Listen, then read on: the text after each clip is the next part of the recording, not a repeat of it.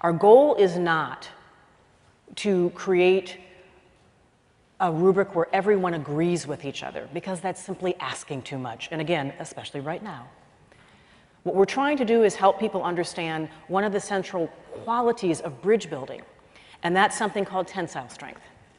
What holds a bridge up? Oppositional force. A bridge cannot stand without those very strong pylons that are pulling in opposite directions. We normally see this as a weakness in America, and so I keep referencing the moment that we're in right now, and we think that this is a moment of weakness. I actually think if we figure out how to listen to each other across divides, that it might be a moment of strength.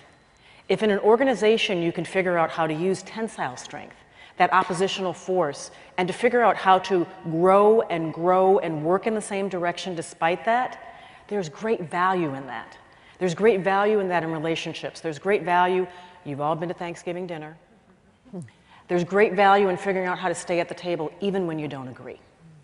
So I created this thing called the Race Card Project 10 years ago.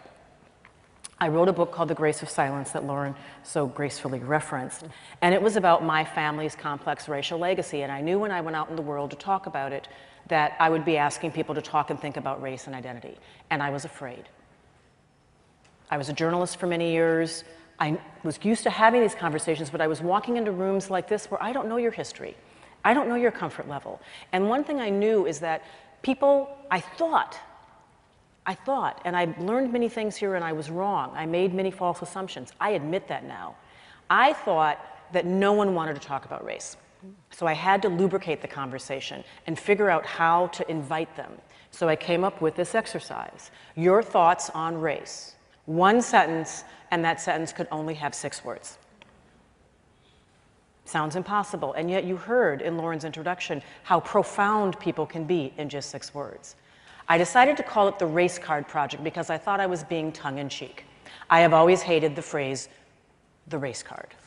I never much like it when someone says, you're playing the race card, because what do they mean? What do they mean?